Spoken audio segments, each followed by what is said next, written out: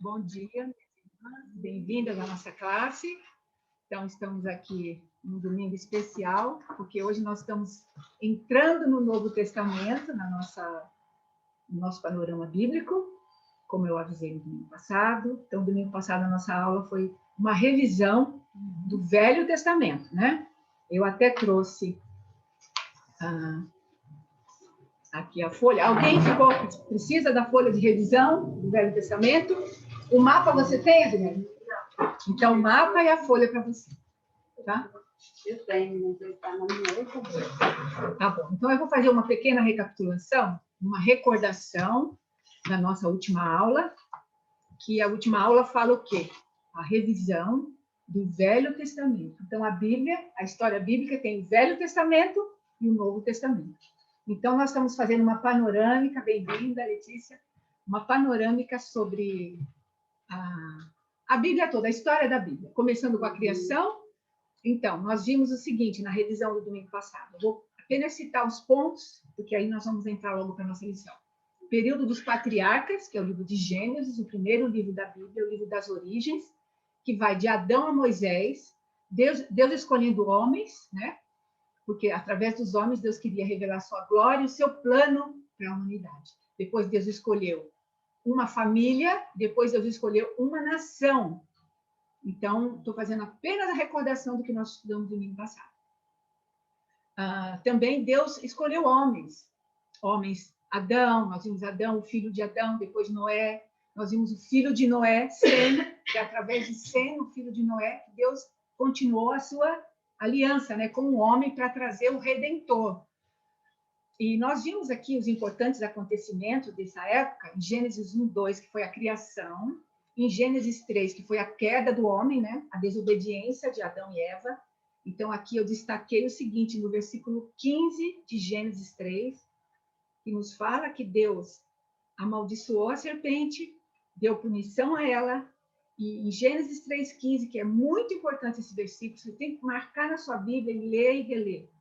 Deus disse para a mulher, para a serpente, Gênesis 3,15. Eu vou recordar, porque depois nós vamos ver lá na frente o cumprimento dessa profecia. Gênesis 3,15, veja que o Senhor está falando para a serpente. Porém, inimizade entre ti e a mulher, e entre a tua semente e a sua semente, esta lhe ferirá a cabeça e tu lhe ferirás o calcanhar. Então, aqui, irmãs, foi a promessa do livramento de Deus para a raça humana, que haveria um homem descendente de mulher que iria esmagar a cabeça da serpente. Quem que estava por detrás da serpente? Satanás. Em Apocalipse se fala antiga serpente, o dragão, né, o diabo, o adversário.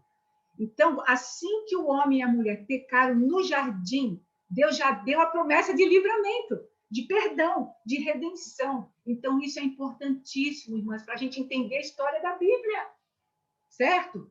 Por isso que eu estou recordando. A gente tem que sempre recordar, irmãs, sempre ler e reler, ler e reler. Essas folhas que eu dou para vocês, mapas e relação de reis, guarda com carinho junto à sua Bíblia. Quando estiver lendo, reler de novo, não entendi isso, traz para mim. Não entendi. A gente vai explicando, vai recordando, irmãs, porque a palavra de Deus é muito rica, é um tesouro. Então, nós precisamos estar sempre manuseando nessas pérolas, essas joias, né? Ouro, prata, pedras preciosas. Então, nós temos que estar sempre relendo e relendo para ir aprendendo cada vez mais. Então, Deus prometeu o livramento, um nascido de mulher, um descendente de mulher viria, Gênesis 3. Depois nós vimos também a maldade crescente no capítulo 6, veio o quê? O dilúvio, né? Mas Deus poupou Noé e sua família, porque Noé temia o Senhor. Noé foi continuando, né, a promessa de Deus através de Noé. Gênesis 11, nós vimos a Torre de Babel, que aí o que aconteceu? Espalharam, né? 4 nações nós vimos. Egito, Egito, Canaã, Caldeia e a Síria. Então, nós vimos como se espalharam as nações. Aí, as nações espalhadas, Deus vai e escolhe uma família, para daquela família criar uma nação. Como que chama aquele homem velho, que era a mulher era estéril, que Deus falou, sai da tua casa, da tua parentela, vai para uma terra que eu te chamei? Abraão. Gênesis 12. Então, através de Abraão, veja que Deus escolhe um homem velho com a mulher estéril e velha. Poxa, o que é isso? Não vai dar nada certo, mas deu, né? Essa mulher ficou grávida já com 90 anos, 70 e poucos anos, ele com quase 100 anos. Teve o filho da promessa, Isaac. Depois de Isaac, Jacó e Esaú, e de Jacó as 12 tribos de Israel. Já estou correndo aqui, né, na frente, porque senão a gente vai parando muito. Eu tenho uma lição cumprida até hoje. E Deus escolheu esse povo, o povo de Jacó, o povo de Israel, que formam de quantas tribos a tribo de Israel? Quantas tribos formam a nação de Israel? 12, isso, 12 tribos. São os 12 filhos de Jacó, tá? Com 4 esposas, né? Raquel, Leia, Bila e Zilpa, que as duas foram servas dessa. Mas ele queria só uma, lembra? Quem que ele queria mesmo? Ele trabalhou 7 anos por causa de uma mulher especial, era a Raquel. Só que o sogro enganou, veio Leia na frente, a irmã dela, deu todo aquele ciúme, aquela confusão, mas Deus, irmãs, ele mantém o seu plano perfeito, mesmo com a imperfeição dos homens, né? Isso também a gente vê na história bíblica. Irmão. Homens imperfeitos, líderes, grandes líderes, mas com muitas falhas, como nós vimos aqui de Êxodo a 1 Samuel, de Moisés a Saul, foram os líderes que Deus escolheu, irmãs, para, através de Moisés, o que Deus fez? O êxodo, a saída, né? Porque as 12 tribos de Israel, os descendentes de Jacó, moraram no Egito por mais ou menos 400 anos, 430 anos, ali se tornaram escravos, né, no Egito, clamaram ao Senhor e Deus tirou eles de lá através de Moisés, usando Moisés, um grande líder. Depois eles viajaram, né, peregrinaram no deserto por 40 anos. Por que ficaram 40 anos rodeando no deserto? Por causa da incredulidade deles, o coração duro. Lembra quando eles foram espiar a terra, os 12? 10 voltaram, falaram, não dá, tem gigantes, a terra não dá para nós. Eles olhavam para nós, nos víamos como gafanhotos. E nós mesmos nos achávamos tão pequenininhos. Apenas 2 falaram, vamos, se o Senhor estiver conosco, nós vamos herdar a terra. Esses 2 foram Josué e Caleb. Josué e Caleb, irmãos. Mas 10 deram um relatório pessimista. Enfim, 40 anos peregrinaram, toda aquela geração incrédula morreu no deserto. Apenas Josué, Caleb e a nova geração conquistaram Canaã. Nós já estudamos isso também. Depois veio o período dos juízes. Por quê? O povo não conquistou toda a terra, imitou os costumes, né, dos povos ali de Canaã, a idolatria e tudo mais, e eram oprimidos pelos inimigos, estavam sofrendo, aí choravam, clamavam, Senhor, misericórdia. Deus, que é muito misericordioso, atendia o clamor do povo, levantava um juiz, um líder, o povo seguia o juiz, saía da opressão, voltava para Deus, mas dali a pouquinho caía de novo, né? Então foi um círculo. Nós vimos que isso durou também muitos anos, o período do juiz. Depois veio o período dos reis. Então, houve reis em Israel, começou o reino unido, primeiro o rei foi Saul, depois veio Davi, depois Salomão, o reino de Israel unido. E por causa também da idolatria de Salomão, por causa de muitas mulheres, né, que ele amou e teve muitas esposas idólatras, trouxeram seus ídolos para a terra de Israel. E isso fez com que Deus, castigando o povo, dividiu o reino. Então, formou o reino do norte, Israel, e o reino do sul, Judá.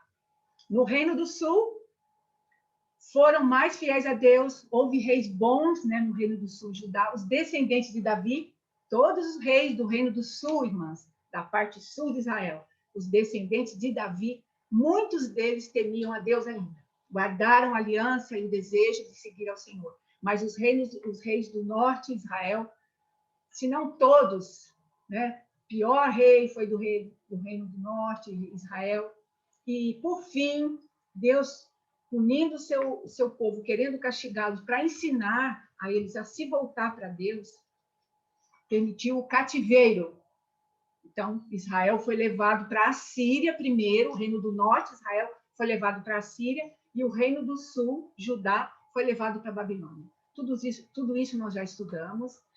Aí vem a última parte da nossa revisão, período dos reis estrangeiros, porque Deus usou reis estrangeiros, o rei Ciro, um rei persa que não conhecia Deus, para dar ordem para o povo voltar para Jerusalém. Lembra a volta do cativeiro, que nós estudamos também? Esdras, Neemias, Esther, Daniel e Ezequiel é que contam essa história, a restauração da nação sob a liderança de reis persas. Então, Deus estava preparando a terra, o povo e o mundo para a vinda de Cristo. Foram 400 anos de silêncio. Então, assim nós paramos na lição anterior, no domingo passado. Então, como que nós começamos hoje? Já fizemos a recapitulação. 400 anos de silêncio. Não havia profetas, não havia mais nada, né? O que aconteceu nesse tempo? Muitas coisas poderíamos falar sobre a história de Israel nesse período, mas eu quero ler com as irmãs o último versículo do Velho Testamento. O último livro do Velho Testamento. Qual é? É um profeta. O último livro do Velho Testamento, capítulo 4, versículos 5 e 6. Isso, Malaquias, é um profeta. Profetizou já para Israel, já estava de volta na terra, tá? Malaquias profetizou para Israel, já está de volta, voltou do cativeiro, né? O templo já foi reconstruído, levantaram os muros de Jerusalém. Malaquias 4, 5 e 6. São os dois últimos versículos, irmãs, do Velho Testamento. Ó. Velho Testamento aqui, que tem branco, né? São os 400 anos de silêncio. Mas será que Deus tinha esquecido do seu povo? Será que Deus não vai ligar mais para Israel, para o mundo? Ele estava trabalhando para... Daqui a pouco nós vamos ver, nós temos nossas figuras aqui, né? Então, Malaquias 4, 5 e 6, diz assim: lembrai-vos, 4, 5 e 6. Eu vou ler a partir do versículo 4. Eu falei versículos 5 e 6, mas eu vou ler a partir do 4. Malaquias, capítulo 4, versículos 4, 5 e 6.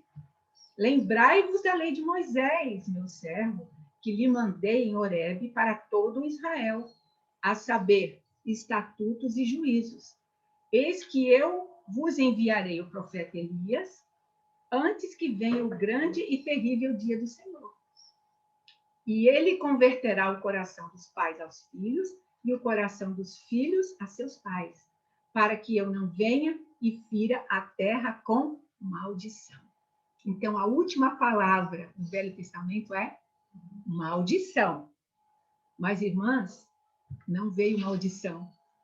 Por quê? Por causa da misericórdia de Deus. Então, o plano redentor de Deus, irmãos, estava em curso ainda, né? Estava na agenda de Deus, mas tinha o tempo certo. Por isso, esses 400 anos de silêncio, preparando o mundo, o povo, para poder chegar o nosso Salvador, Jesus Cristo. Então, o plano redentor de Deus trouxe salvação na pessoa de Jesus Cristo. Sem Jesus ter vindo ao mundo, aqui nós vemos a cena do Natal, né?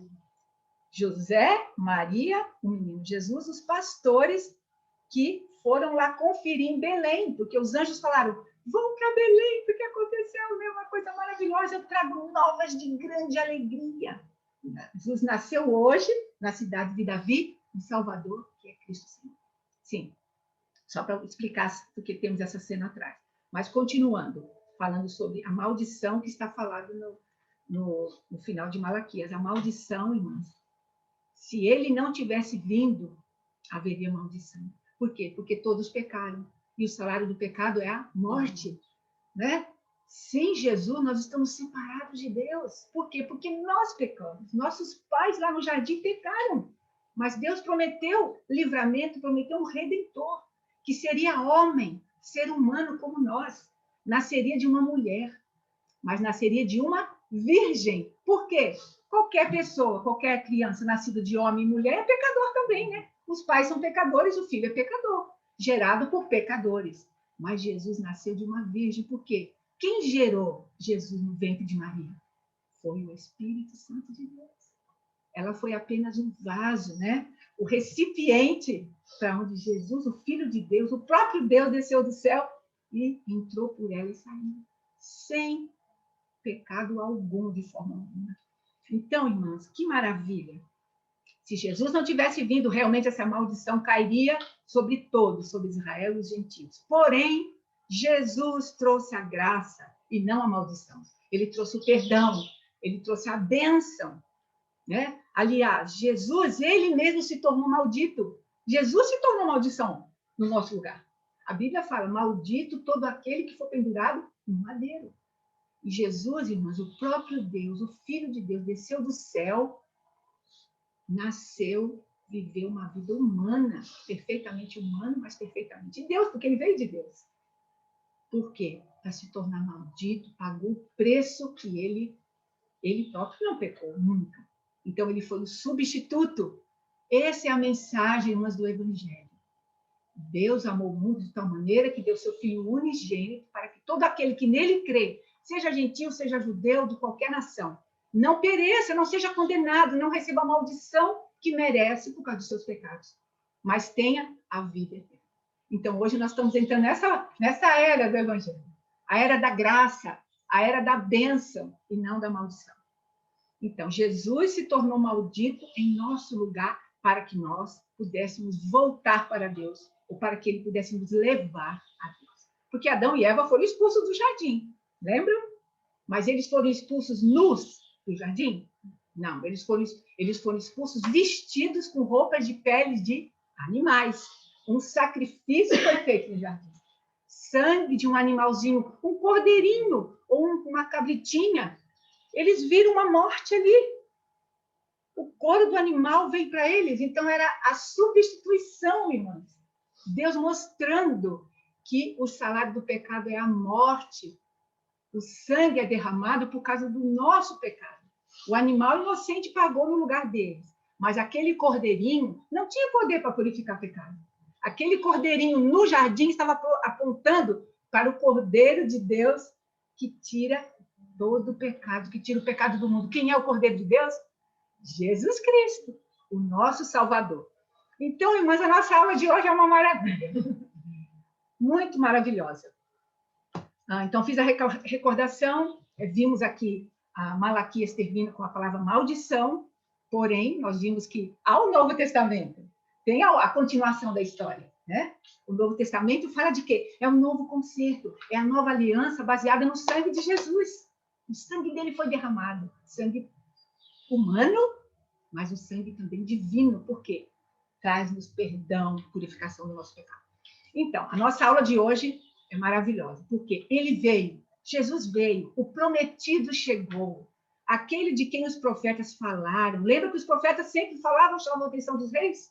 Volta para Deus, se arrepende, Deus é maravilhoso, Deus é misericordioso, e sempre chamando a atenção, mas o povo se desviando, seus reis. Jesus Cristo, Senhor, ele veio cumprindo as profecias. Que profecias? Vamos ler uma profecia que fala da vinda de Jesus? Isaías 7,14. Isaías 7,14, irmãs, é muito conhecida, nós lemos sempre na época do Natal, mas eu falei, hoje para nós é Natal. Hoje é Natal, nós até cantamos, é Natal de Cristo. Ele veio. Isaías 7,14. Olha o que diz, aquele versículo tão conhecido, tão maravilhoso. Isaías 7,14 diz o seguinte: portanto, todo mundo achou? Isaías 7, versículo 14. Portanto, o mesmo Senhor vos dará um sinal. Eis que a virgem conceberá e dará à luz um filho e chamará o seu nome Emanuel. Emanuel, do hebraico, quer dizer Deus conosco. Ou seja, Deus está com a gente. Ele veio, né? Não estamos sozinhos. E outra profecia, Miqueias, outro profeta também falou, Miqueias 5:2. O que Miqueias falou? Relacionado ao nascimento de Jesus. Miqueias 5:2. Ele falou do lugar, né? Uma virgem conceberia, mas onde esse Messias nasceria? Miqueias 5:2. Veja, irmãs. Miqueias, todo mundo achou? Miqueias já está quase no finalzinho também, perto de Malaquias, só voltar um pouco. Miqueias, um pouquinho antes de Naum, Zacarias, Malaquias é o último, vai voltando. Zacarias, para trás. Zacarias, aí tem Abacuque, encostadinho com Abacuque, Miqueias. pertinho do final do Velho Testamento. Vamos todo mundo junto para a gente conferir. Miqueias 5, versículo 2. Entendeu? Achar, né? Miqueias 5, 2. E tu, Belém Efrata, posto que pequena entre os milhares de Judá, de ti me sairá o que governará em Israel, e cujas saídas são desde os tempos antigos, desde os dias da eternidade. Irmã, Jesus, ele é antes de todos os tempos. Jesus apenas se tornou homem, né, nessa ocasião. Mas ele já existia, ele estava com Deus, estava no princípio com Deus, ele ajudou a criar todas as coisas.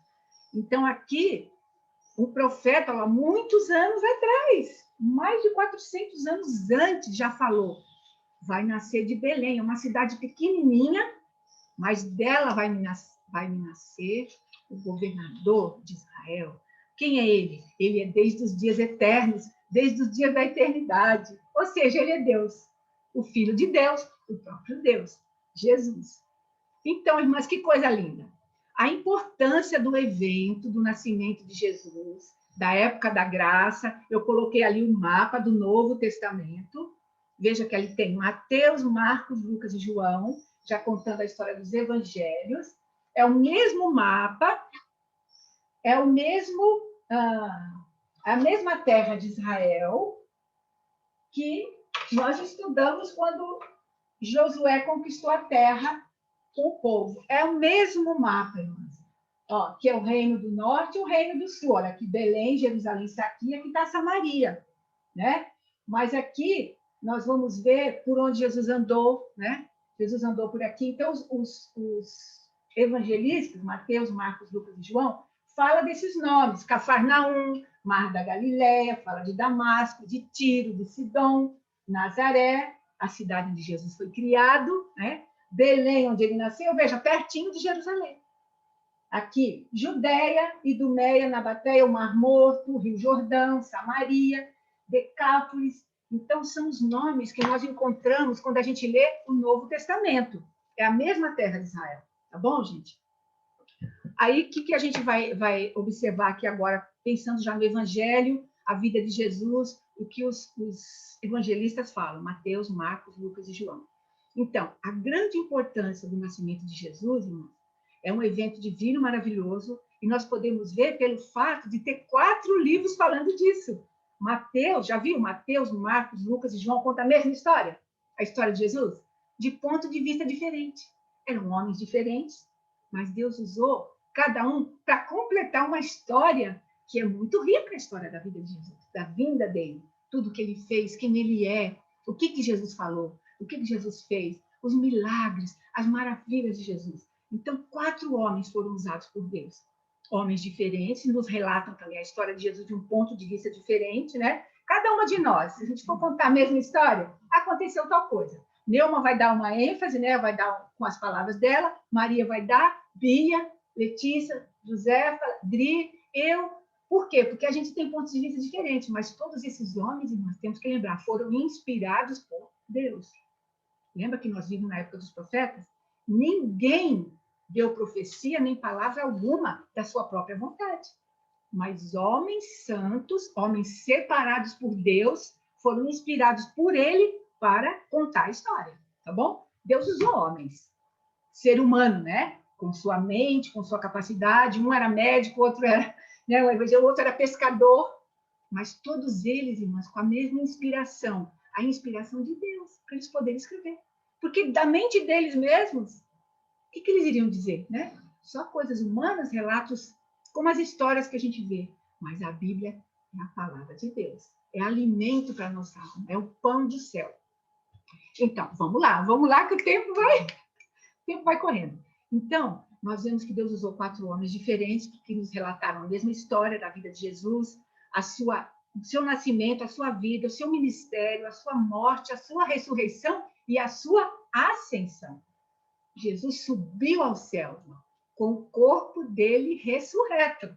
Ele morreu mesmo, passou 3 dias morto, mas ao terceiro dia, depois desses dias, ele ressuscitou. Os discípulos chegaram no túmulo, ele não estava mais lá. Como que ele estava vivo? Ressurreto, o corpo glorioso. E depois ele subiu aquele mesmo corpo de Jesus. Foi subindo, e eles viram Jesus subindo para o céu, entre nuvens. Então, irmãs, essa história está relatada no Evangelho. Mateus, Marcos, Lucas e João. Então, veja só, Mateus, o evangelista Mateus, que é o primeiro evangelho, aqui entrando no Novo Testamento, qual é o primeiro livro? Mateus, né? Entrou no Novo Testamento, novo concerto, nova aliança. Mateus, ele fala da genealogia de Jesus. Ó, Mateus começa com a genealogia, capítulo 1. Livro da geração de Jesus Cristo. Jesus Cristo quer dizer o Salvador ungido, né? Ele foi ungido por Deus com a missão de salvar. Então, ele foi ungido por Deus para salvar. Essa era a missão de Jesus, foi a missão de Jesus. Filho de Davi, filho de Abraão. Então, Mateus, ele escreve como que direcionado para os judeus. Então, quando a gente lê o livro de Mateus, nós vemos muitas vezes, assim está escrito, assim foi escrito, né? Assim se cumpriu conforme a profecia. Tá, irmãs? Porque Mateus, Deus escolheu Mateus, deu a ideia, a inspiração para ele direcionar o seu evangelho, porque, olha, são 28 capítulos, é um livro, né? Mateus, é um livro, 28 capítulos, direcionado, olha, são 28 capítulos, Mateus, para os judeus. Um judeu que lesse o livro de Mateus, veria que Jesus é o rei que deveria vir, descendente de Davi, né? Da linhagem, conforme nós já estudamos, o reino do norte, o reino do sul, os judeus que voltaram da Babilônia, chamados judeus porque Judá, né, o filho de Jacó, e aqui também chamada Judéia. Lembra que eu falei para as irmãs que os do norte nunca voltaram? Israel, o reino do norte. 10 tribos foram para a Síria, se misturaram por lá. Quem voltou, talvez ficou por ali como que misturado com os outros povos.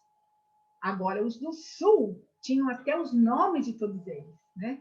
Então, eles preservaram, irmão, a identidade como judeus, como descendentes de Abraão. Então, Mateus, ele escreve voltado para os judeus. Então, nós vemos aqui a genealogia provando que Jesus é descendente de Davi. Ou seja, Jesus tem direito ao trono. Então, Mateus mostra Jesus como o rei que deveria vir. Filho de Davi. Então, a genealogia mostra. Marcos, outro evangelista também escreveu sobre Jesus. Marcos já não dá genealogia. Marcos é um livro mais curto, só tem 16 capítulos. Marcos, irmãs, ele mostra Jesus como o servo. Jesus veio para servir. Ele fala, porque o Filho do Homem não veio para ser servido, mas para servir e dar a sua vida em resgate de muitos.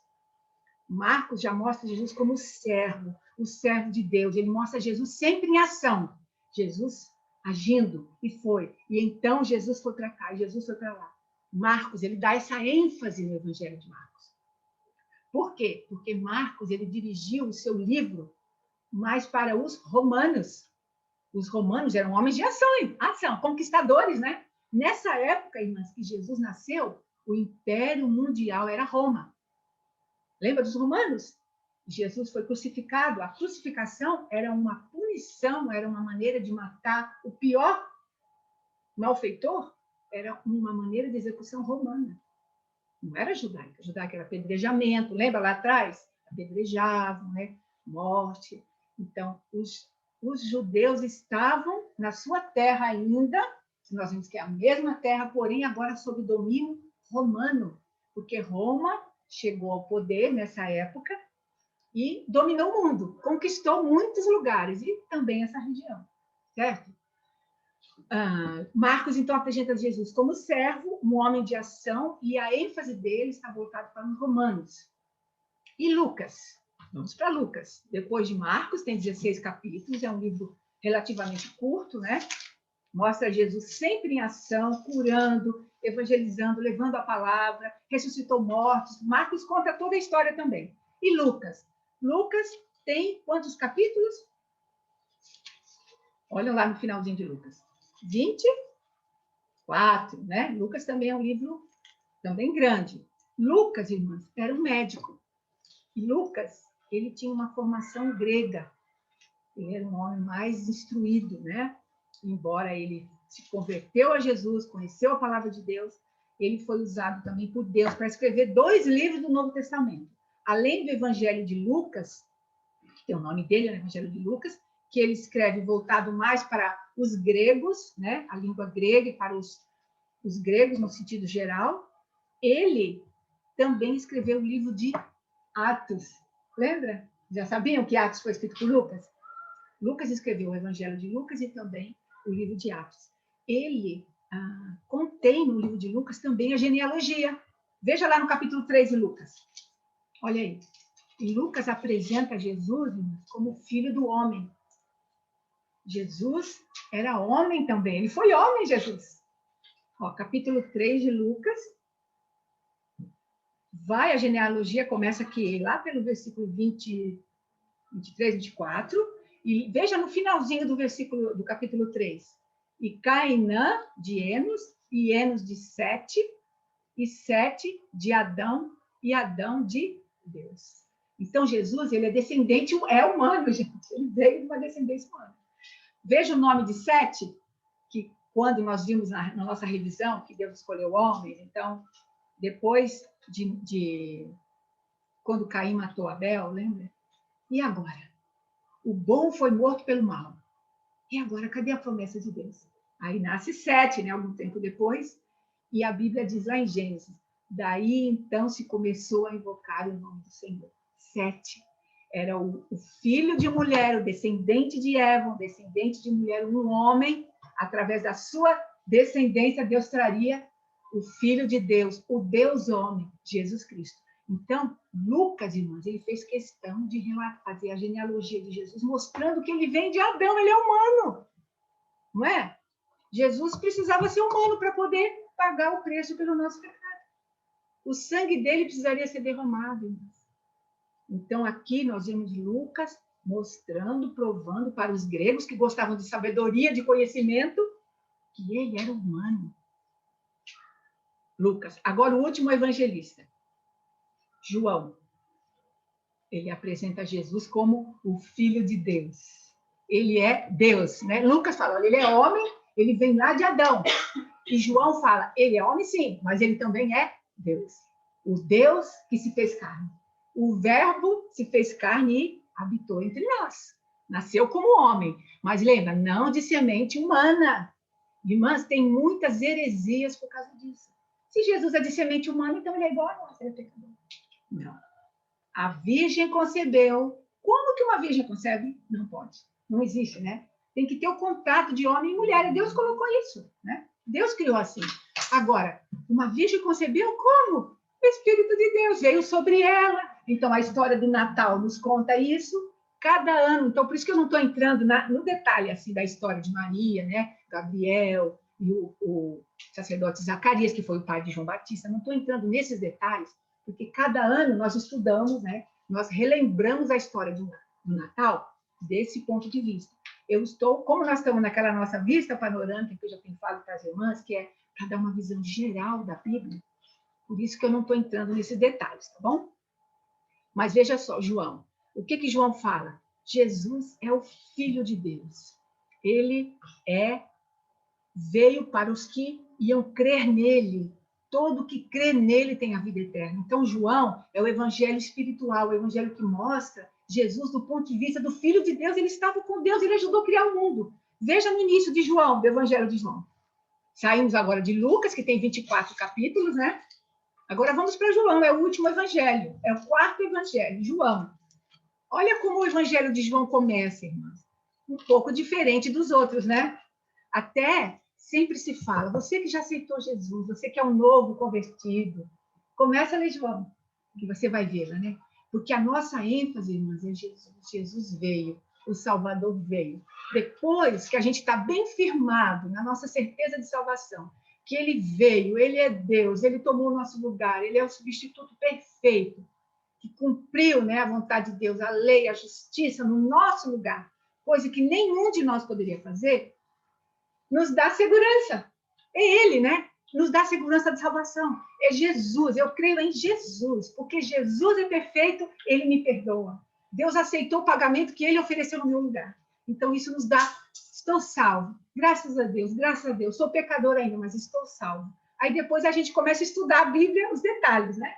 Mas o principal é esse, é saber, Jesus veio, Deus cumpriu a promessa, eu creio nele, então eu tenho a vida eterna. Não perecerei jamais, mas eu vou morar com ele no céu. A segurança da vida eterna, por isso que a salvação é tão importante, irmãos. Todos pecaram, precisam da glória de Deus. E a glória de Deus veio através de Jesus. É isso que nós estamos estudando, começando a estudar, porque a lição não vai terminar hoje, assim, a parte do Novo Testamento. Então, vamos para João? Olha que coisa linda o Evangelho de João. Vamos ler do versículo 1 ao 14. Acompanha comigo o Evangelho de João. Aqui a ênfase do evangelista João é que Jesus é Deus, é o Filho de Deus. No princípio era o Verbo. O verbo é o quê, irmãs? Verbo quer dizer a palavra. Como que todas as coisas vieram a existir? O que Deus falou? Haja luz! E houve luz. Produz a terra, e produziu. Façamos o homem. Então, irmãs, pela palavra do Senhor, o mundo veio a existir, tudo que nós vemos, o céu, o universo, a terra, pela palavra. Quando fala o verbo, quer dizer, é a palavra de Deus. A boca de Deus falou. Então, tudo veio a existir. No princípio era o verbo. Veja que esse princípio, como eu falei para as irmãs na nossa revisão, o princípio é da criação, mas Deus, irmãs, já estava lá. Isso é importantíssimo para nós sabermos. Aí Deus começou quando? Irmãs, Deus nunca começou. Ele é eterno, de eternidade a eternidade. Então, esse princípio quer dizer o nosso começo, né? O começo do universo, o começo das coisas que a gente vê, a lua, as estrelas, vê, tem telescópios aí que está cada vez chegando mais longe, é uma coisa tremenda. Os planetas, as estrelas. O Roás podia falar muito bem para nós, né? Coisas tremendas, né? O Roás, doutor em astrofísica, muita coisa para nós, né? Mas, irmãs, tudo isso começou a existir. Houve um princípio, mas Deus, olha, ele estava antes. Deus já estava lá. Foi Deus que falou, foi Deus que criou. E Jesus estava lá também. O Pai, o Filho e o Espírito Santo. Jesus é o Filho.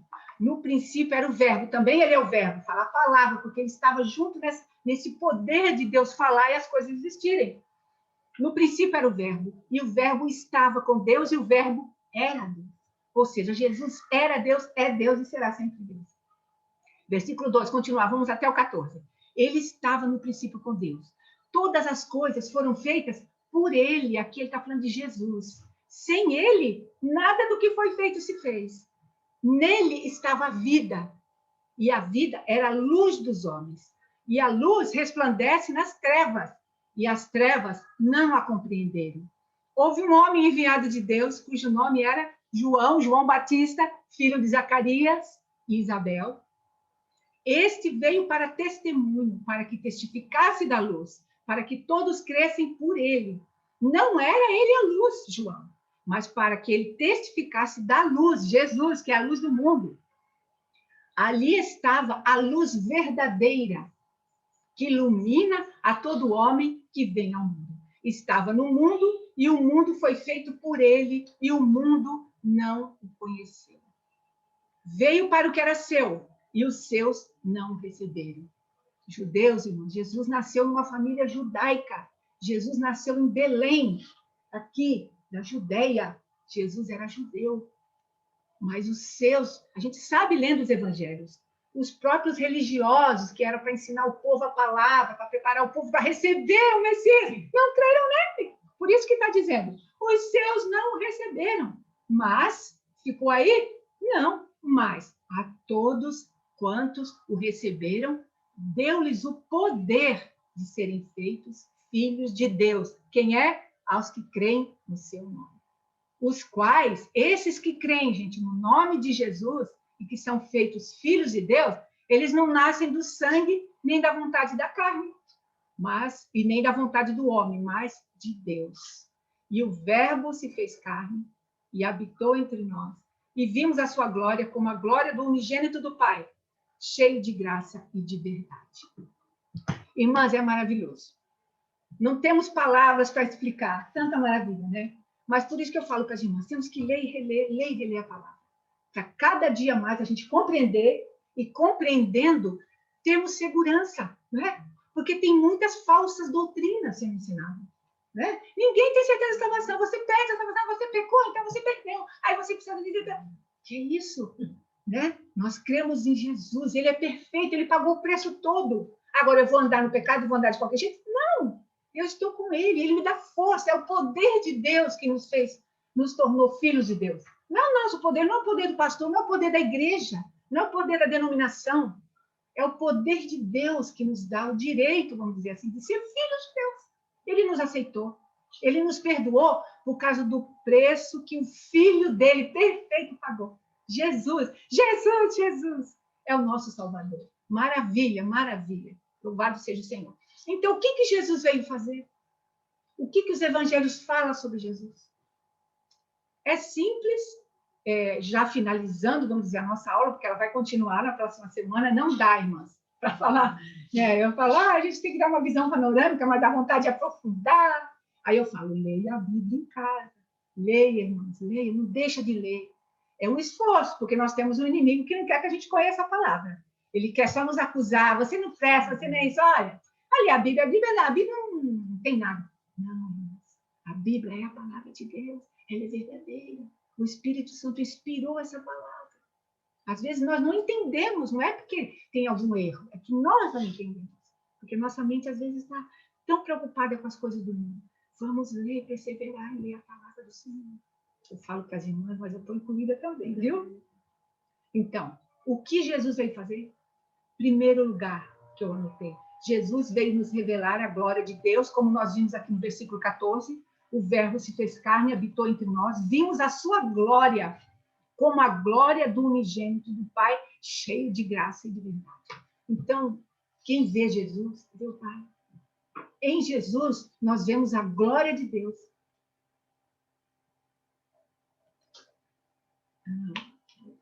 Colossenses que fala, né? Que Jesus é a exata imagem de Deus. Quando alguns discípulos falam, Jesus, mostra-nos o Pai, e isto basta. Jesus falou, eu estou com vocês há tanto tempo, você está me pedindo? Quem me vê a mim, vê o Pai. Então, irmãs, que coisa tremenda. Jesus veio para nos revelar a glória de Deus. E Jesus veio, em segundo lugar, para cumprir toda a lei e a justiça, o que nenhum de nós seria capaz de fazer. Nem judeu, nem gentil, que engloba toda a humanidade, né? Judeus e gentios. Não vou ler, porque o tempo já correu. Daqui a pouco vai dar 10 horas. Então, não vou ler, mas eu vou citar. Mateus 3,19, foi quando Jesus foi até João no Jordão para ser batizado.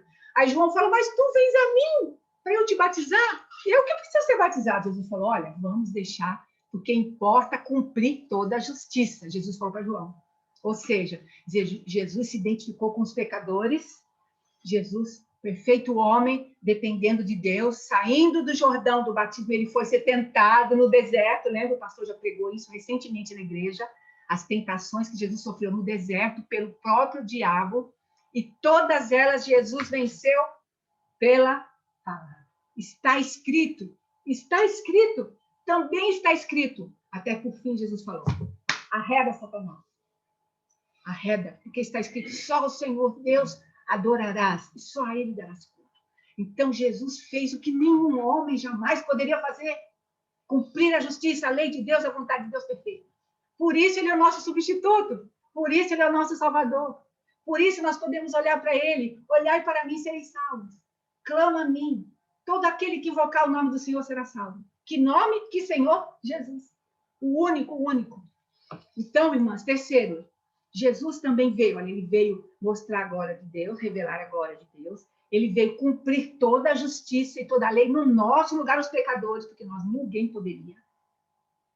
E terceiro, ele veio julgar o mundo e expulsar o príncipe deste mundo. Não podemos esquecer disso. Quem é o príncipe deste mundo? Quem é o Deus desse século? O diabo. O diabo. Porque quando o homem virou as costas para Deus no jardim, ele deu lugar ao diabo. Ele ouviu a voz, a mulher comeu o fruto. O que aconteceu? Separação. Deus deu a promessa, mas ainda havia separação, irmãos, né? E Jesus veio para poder acertar as coisas, né? O homem foi separado de Deus, então o diabo tinha direito de acusar o homem perante Deus. Por isso que ele é o acusador dos irmãos. Um anjo que tinha lugar, vamos dizer assim, no céu, né? Que Deus permitiu para acusar o homem, o acusador. Por quê? Olha, eles são pecadores. Olha lá, eles não te servem. Porque ninguém cumpria a lei de Deus. Então, o diabo era como se fosse um promotor acusando, né? Olha lá, mediante a lei, eles estão culpados. Mata eles, merece morrer. Porque a tua lei diz que o salário do pecado é a morte. E de fato, né? Agora, o que aconteceu? Deus enviou Jesus, e por isso que fala, é o nosso advogado, né? Ele intercede ao Pai perante nós. E ele mesmo é o preço do nosso pecado. É a propiciação, quer dizer, o resgate foi alto. Não foi com ouro nem com prata, mas com o sangue precioso de Jesus, que nós fomos comprados. Então, Jesus veio fazer isso, irmãs. Ele veio julgar o mundo, expulsou o príncipe deste mundo, deixando Satanás impotente, quebrando para sempre o poder dele, o domínio dele sobre nós. Lembra que o pastor Robert sempre fala? A salvação está em 3 tempos? Passado, presente e futuro? Passado, Jesus Cristo nos livrou da pena do pecado, porque ele pagou o preço. Nos livra do poder do pecado. Então, o pecado não tem poder sobre nós. E nem Satanás. Por quê? Porque ele pagou o preço, o Espírito de Deus está em nós, é que nos dá condições de agir e de viver uma vida que agrada a Deus. Sem pecado, vamos pecar eventualmente, mas não vamos viver no pecado. Não. Se o Espírito de Deus habita em nós, quando a gente faz um pecado, uma coisa errada, já vem a tristeza. E podemos fazer o quê? Confessar. Se confessarmos os nossos pecados, ele é fiel e justo para nos perdoar os pecados. Então, Jesus conquistou isso para nós, irmãos. Expulsou o príncipe desse mundo, tornou-o impotente. O pecado não tem poder sobre nós. Agora ainda temos a presença do pecado, que nós vamos ficar livres no céu. Ou a gente morrendo, ou Jesus voltando e a gente passar pelo arrebatamento. E o quarto motivo, eu tenho versículos para esse ponto também, vocês estão anotando, é João 12, 31 a 33, que esse que fala que Jesus veio para expulsar o príncipe desse mundo, julgar este mundo, é João 12, 31 a 33, e também 1 João 3,8. Eu vou ler 1 João 3,8, que é muito precioso. 1 João 3,8 diz assim: quem pratica o pecado é do diabo, porque o diabo peca desde o princípio. 1 João 3,8. Porque o diabo peca desde o princípio. Para isto, o Filho de Deus se manifestou. Para quê? Para desfazer as obras do diabo. Irmãs, é preciosíssimo. O diabo não tem poder sobre nós. Não podemos subjugar a ação dele, porque ele quer nos enganar, nos enredar, mas ele não tem poder sobre nós. Por quê? Por causa de Jesus Cristo. Ele veio para julgar o mundo, expulsou o príncipe deste mundo.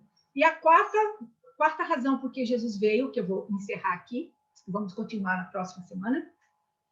Jesus veio para salvar os pecadores. Salvar os pecadores. Jesus não veio para acusar, Jesus veio para salvar. João 3, 16 e 17. Vamos ler? Que coisa linda. João 3, 16, todo mundo sabe de cor, mas vamos ler João 3, 16 e 17. Chegaram lá?